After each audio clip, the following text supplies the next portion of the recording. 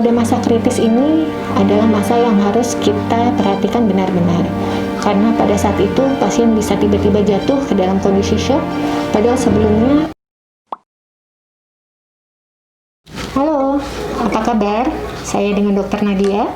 Saya berpraktek di klinik Takenoko yang berlokasi di Pondok Indah.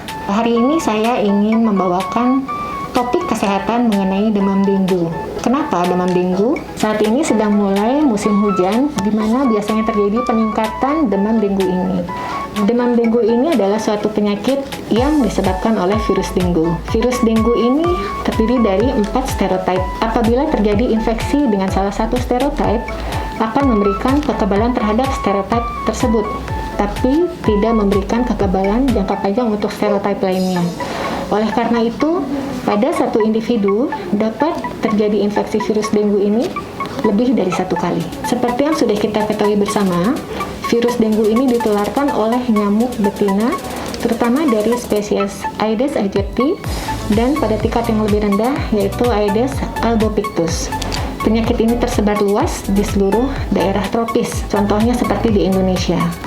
Untuk gejala klinis dari penyakit demam dengue ini adalah demam tinggi, nyeri kepala, nyeri sendi, nyeri di belakang mata, mual, muntah, timbulnya bercak kemerahan pada kulit, ataupun bintik-bintik merah. Apa yang dapat kita lakukan apabila kita mengalami gejala-gejala tersebut? Pertama, kita dapat mengkonsumsi obat penurun panas apabila timbul demam. Tapi apabila demam tetap berlangsung selama 2 atau 3 hari, maka sebaiknya kita dapat berkonsultasi segera dengan dokter. Atau pada masa pandemi ini dapat dilakukan juga dengan melalui telemedicine. Nanti dokter akan mengevaluasi kondisi dan mungkin menyarankan untuk melakukan pemeriksaan penunjang sesuai dengan indikasi. Pemeriksaan penunjang dapat dilakukan dengan pemeriksaan darah rutin atau juga dapat ditambahkan pemeriksaan spesifik untuk dengue. Pemeriksaan darah pada pasien dengue itu dapat dilakukan lebih dari 1 kali. Mengapa? Karena kita juga harus memantau kondisi pasien untuk melihat perjalanan penyakit dengue ini.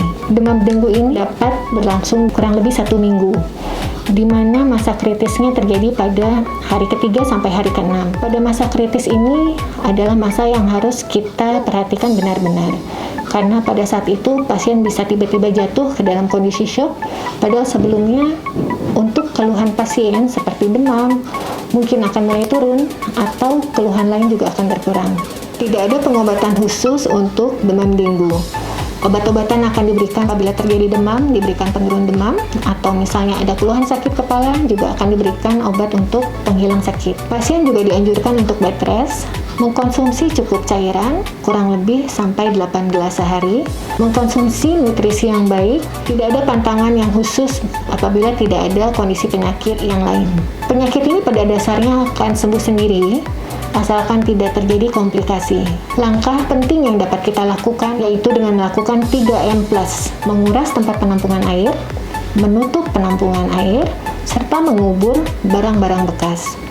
Untuk plusnya adalah misalnya kita akan memakai repellent, dapat memakai kelambu apabila tidur, atau menghindari untuk menggantung baju-baju di luar.